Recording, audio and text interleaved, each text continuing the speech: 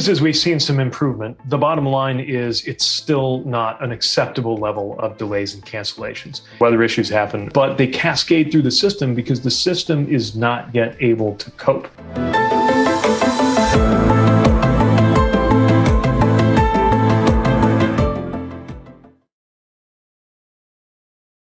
Hello and welcome to Washington Post Live. I'm David J. Lynch, Global Economics Correspondent here at the Post. Today we have two segments on the airline industry and the future of aviation. Later on, we'll be joined by United Airlines CEO Scott Kirby. But first, we're going to hear from Secretary of Transportation Pete Buttigieg. Mr. Secretary, welcome back to Washington Post Live. Nice to be with you again. Thanks for having me. Well, we're delighted you're here. I want to start by asking a question about the often miserable experience of traveling by air in this country.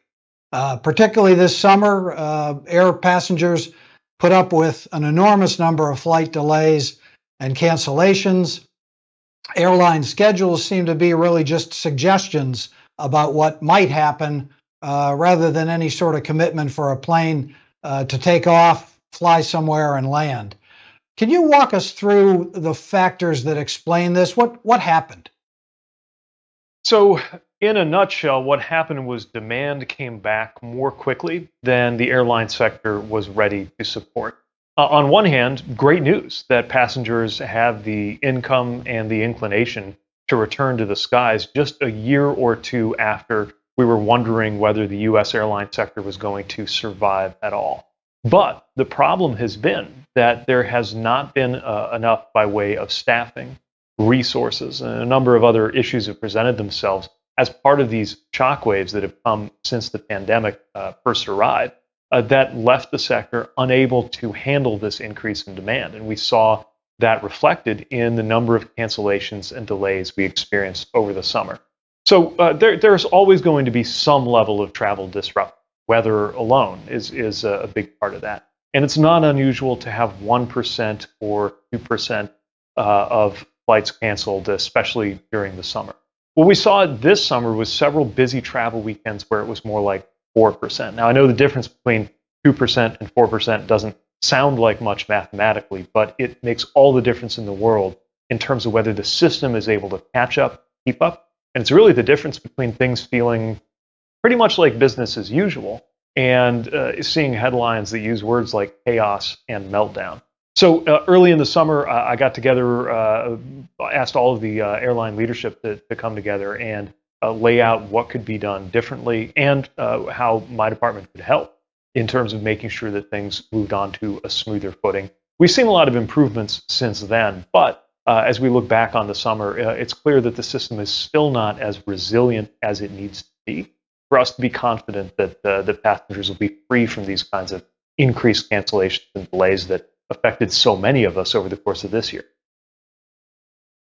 Fair enough. The pandemic obviously was very disruptive. The recovery from this historic episode has been perhaps understandably uneven.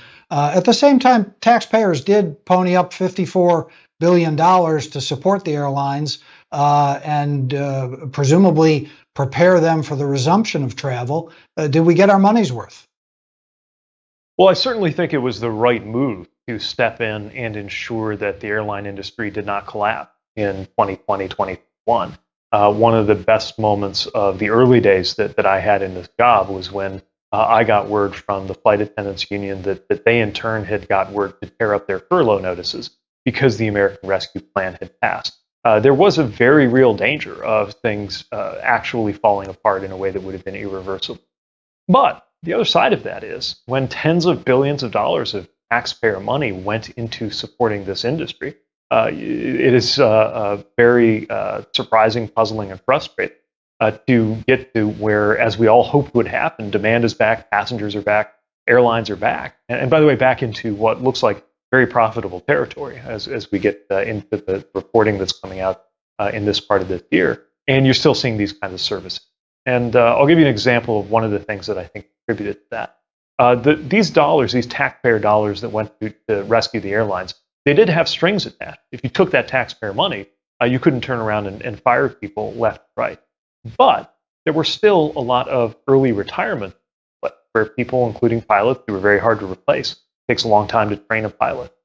They were nudged into early retirement, or at least encouraged to do that, in a way that left the airlines without some of the resilience and readiness they needed to service these routes when the passengers did come back by. So that's a big part of what the airlines need to work on right now, is making sure they have staffing levels that are adequate. And by the way, this is something that's happened across the system, even within the department and the FAA. We're working still to recover from the hole that COVID blew in the training and qualification of air traffic control, so that we can make sure that that's never ramped on. So, just to be clear, do you think the airlines mismanaged their staffing requirements? Well, certainly they need to be prepared to service the tickets they sell, and we didn't see that going into this summer. Part of that had to do with staff levels. I think also part of that had to do with scheduling. A lot of schedules that just weren't realistic. And so one of the things that I urged the airlines to do, and to their credit, I think took place over the summer, was a trimming of the schedules, a thinning out of the schedules to make sure that they were more realistic and more in alignment with what they could actually support, given a realistic look at the staff levels that they have. Now, our next guest, United Airlines CEO Scott Kirby, has blamed the Federal Aviation Administration for many of the delays. How much of the situation legitimately is the responsibility of the federal government? Well, certainly not most of it. And if you look at the statistics around the causes of delays and cancellations, I want to be very clear that the majority of them are not the result of air traffic control staffing or related issues. But it is true that we have had constraints on the air traffic control side, again, largely because there was a disruption to the pipeline of getting controllers prepared. That was especially causing issues in the New York area and in the Florida area. So again, I want to be clear, in our aviation system, not responsible for the majority of the delays, but to the extent that that has been an issue, we have leaned into working on solutions and make sure that we have regular operational communication all the way down to the day-to-day level with the airlines to make sure that we're aligning our resources the best we can to meet demand and that we're in touch with them. Something's happened that I don't think anybody expected, including demand, for example, in that Florida market, actually returning to levels that are higher than they were before the pandemic. And Florida, unfortunately, experienced a perfect storm of issues that included everything from weather to space launches, military activity, air traffic control issues, and some of these staffing concerns that have plagued the airline. So anytime there's anything that we can do to be part of the solution, we're going to move very quickly to do that. But none of that, of course, absolves the airlines of the responsibility as they sell profitable tickets to be ready to provide an adequate level of customer service to back those up. Now, anecdotally, the situation does seem to have improved since the summer, or at least become less awful than it was at that point. What's your assessment of the current state of play? How satisfactory or not is it? And to the extent that we have seen some progress, how confident are you that it will stand up to increased demand over the holiday season? So the good news is we are seeing several steps really bear fruit in terms of things we've been working on and things that the airlines have done. And some of that has taken a lot of pushing on our side. We're really doing three things at once in order to drive an improved passenger experience. The first is enforcing the rules we have, especially when we have issues like airlines failing to issue the refunds that passengers are entitled to if they get a delay, a major delay, or a cancellation, and clarifying the rules around that. The second is raising the floor. In other words, improving the rules as they stand and making sure that they're tough enough. And the third is using tools for things like transparency. So one thing that I think led to a lot of improvement was actually very simple, especially compared to the complexity of a federal regulation or rulemaking, which is earlier this summer. We put together a website listing the top 10 airlines and just giving you a green check mark or a red X next to basic customer service practices that they were committed in writing to do. Things like, do they promise in writing that they're going to give you a meal or a hotel voucher if you get stuck and it's their fault? Or will they rebook you on another airline? And when we made that decision to put up that website, which only took a week or two to build, I notified the airlines that it was coming and encouraged them to use those next few days to raise their customer service standards. In that 2-week period, we went from 0 to, I think, 9 out of the top 10 airlines committing that they would at least do hotels and meals, and went from, I think, 1 to 10 out of the top 10 airlines indicating that they were committed to rebooking you if you got stuck. So those are some of the improvements that we've seen, and we'll continue driving more. But on the operational side, we're not out of the woods yet. There is more work to do on the airlines when it comes to staffing. For us, when it comes to getting our air traffic control where we want and need it to be. And I think for the system and the economy as a whole. So we're cautiously watching this holiday period. I think it'll be an improvement from the toughest moments we saw over the summer, but not perfect. As we go into next year and start to see some of these pandemic shock waves fully work their way through the system. I don't want to minimize the progress that's been made, but I have to say, when I looked at that online dashboard, I was struck by how fairly modest the compensations are that are provided by airlines. A commitment to rebook you on a flight on the same airline and take you where you've already paid to go, maybe a voucher for a meal or a hotel. That's obviously better than the alternative. Except when you fly in Europe, the compensation when the airlines don't deliver what they've promised is typically hundreds of dollars paid back to you in compensation. Why am I so better protected when I travel in the EU than I am here at home? Well, there's no easy apples to apples comparison between U.S. and European regulations, but it is worth noting that there are additional consumer protections that other countries have, and we're taking a look at that right now. As a matter of fact, we have 2 pending regulations out for comment right now, which means that if you're a passenger and you want to weigh in, you can go to our website and share your experiences or make your views known. One of them has to do with ancillary fees and making sure there's accountability when you don't get what you paid for when you pay for fees like baggage or Wi-Fi. And a second having to do with cancellations and delays and toughening the rules around that. And we may well have reason to go further in that direction. So what we're trying to do is make sure that we enforce an adequate floor, but also encourage the airlines to go well above and beyond that floor, which is part of why we found transparency has been as powerful a tool as the regulatory side, and we're going to continue to use both.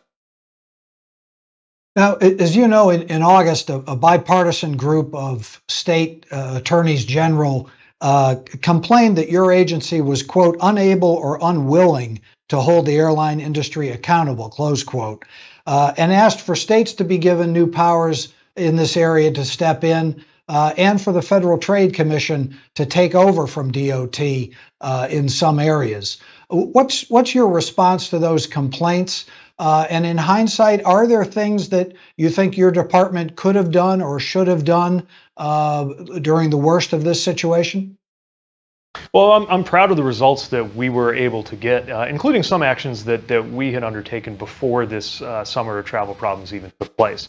It was before the summer, for example, that we issued the strongest fine in the history of the Consumer Protection Program against an airline that was failing to meet its obligations in terms of refunds. And we're going to keep pushing and keep working to get more results. We are also working with states, working with attorneys general to make sure that that their view and their authorities are represented. We have an attorney general, for example, the Attorney General of Michigan, participating in our Aviation Consumer Protection Advisory Committee, which is helping to frame some of the road ahead for the work that we do. I don't think it's workable to have 50 or 52 different regulatory frameworks for a single national aviation system, which is why we need a strong federal role here.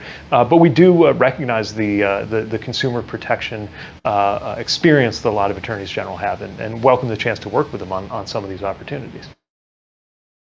But are there any specific areas or reforms that you'd be willing to put forward, perhaps working with Congress to sort of toughen up the pressure on airlines to do a better job of providing the service that they're selling? As you indicated earlier, in many cases, the airline schedules were way beyond what they knew they had the people to deliver, and yet they don't seem to have paid much of a price for that. Well, this is one of the reasons why making sure passengers get the refunds they're entitled to is so important, right? In theory, if everybody gets those refunds when their flight is canceled, that means that there would never be any incentive for an airline to do unrealistic scheduling. They would only be hurting their own profitability when they did it. That's in theory. We need to make sure practice catches up to theory. And that's part of what we've been working on, again, in 3 parallel lines of effort. Enforcement of the rules that we have, toughening of the rules so that they're stronger than they were, and transparency around airline practices, which we found can be actually a very fast-acting ingredient toward an improved passenger experience. Definitely interested in continuing to work with Congress as well on possibilities on what we can do. For example, we have a remarkably hardworking consumer protection team, but I think far, far fewer people than most Americans would expect in this department, who handle everything from drafting regulations to handling the tens of thousands of complaints that come in. And by the way, you should know that as a passenger, that if you're not being treated appropriately by an airline, you can let us know directly, and we can follow up and enforce on that. But working with Congress to make sure that our aviation consumer protection team has the resources and the technology and the staffing that they need to be proactive and not just reactive, which they've done with remarkably lean resources to date. That's just one example of something that I really welcome a chance to work with Congress on furthering and strengthening. Now, later this week, shareholders of Spirit Airlines are scheduled to vote on the proposed merger with JetBlue. And I realize antitrust questions are not your bailiwick. They belong to the Attorney General. Benefit consumers, whether there's sufficient competition in the industry in general, or whether this consolidation trend is a problem. Well, as you mentioned, DOJ has the lead on this, although I should note that we also have some responsibilities when it comes to not just consumer protection, but the competition side of how airlines are managed in this country, and it's something that we're leaning into pursuant to the president's executive order around competition. I'm not going to weigh in directly on something that is being adjudicated right now and that DOJ is working on, but I will say broadly that we need to make sure there is a very rigorous standard for how we evaluate all of this. Because if you go back to the history of airline deregulation, you look at what was expected in the 1970s when we really changed the way that the aviation sector works in our economy.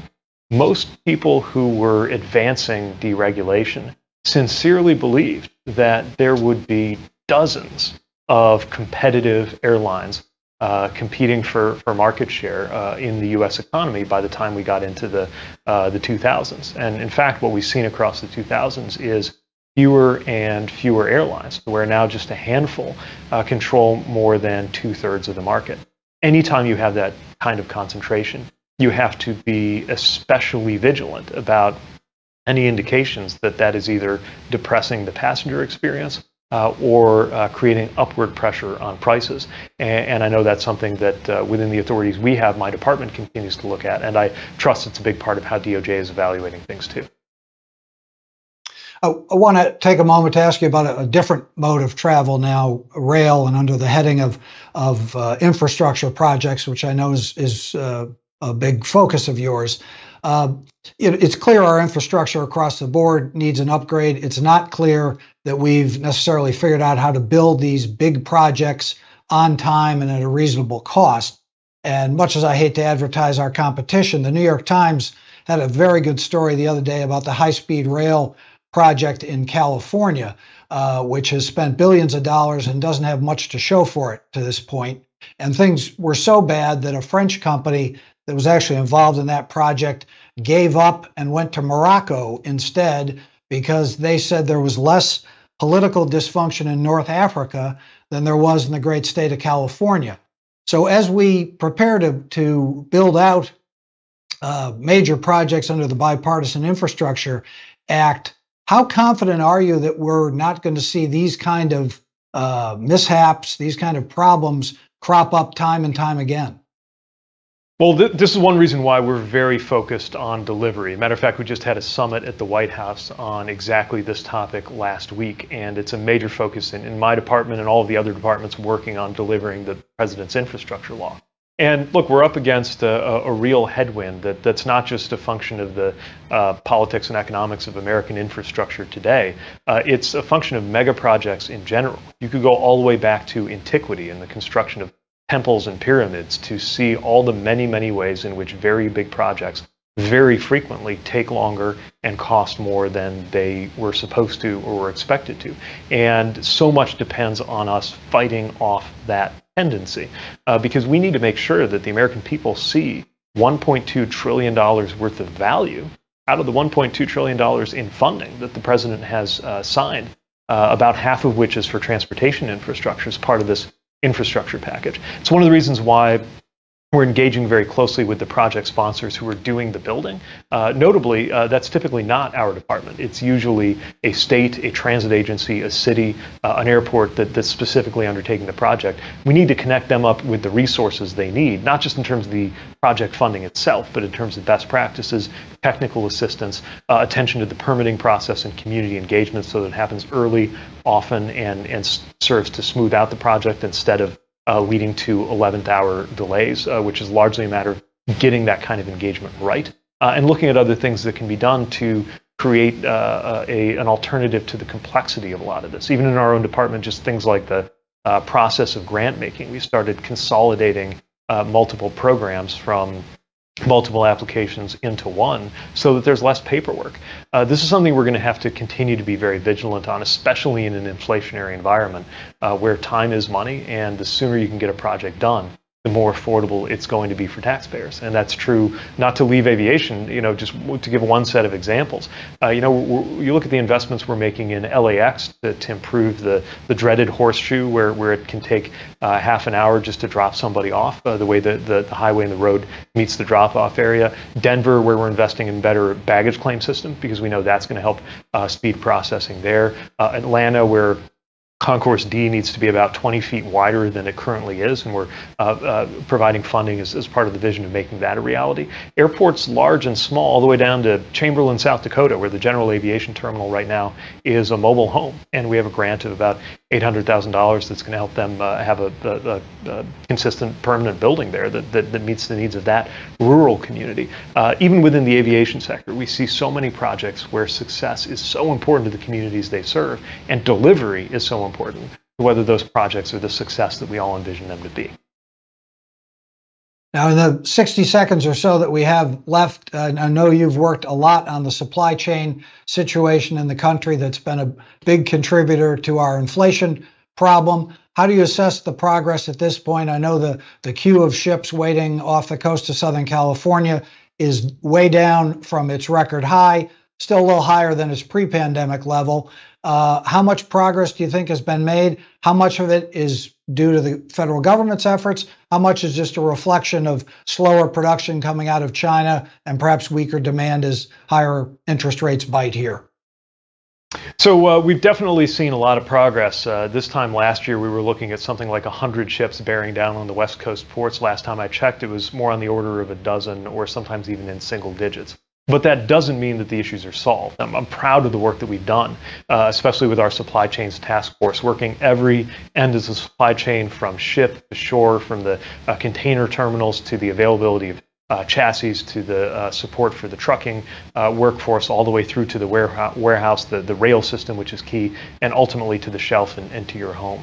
So we are going to be in a dramatically better position this retail season than we were last year. Although I would note that last year, after all the pain and frustration we went through in months like October, we got through the holiday season with an all-time record high in terms of retail sales. And that's really because so many people, beginning with the port workers and truck drivers and warehouse and rail and other workers, stepped up to deliver. We are not out of the woods on these supply chain disruptions. Let me be very clear about that. More work to be done in the immediate term, which we're undertaking, and in the long term, which is why we're making these big infrastructure investments in every part of our multimodal transportation systems. But we are in decidedly better shape than we were, and looking forward to more progress in the months ahead. Great. Interesting. And unfortunately, we are now out of time, so we'll have to leave it there. Secretary Pete Buttigieg, thanks so much for joining us today. Pleasure to be with you.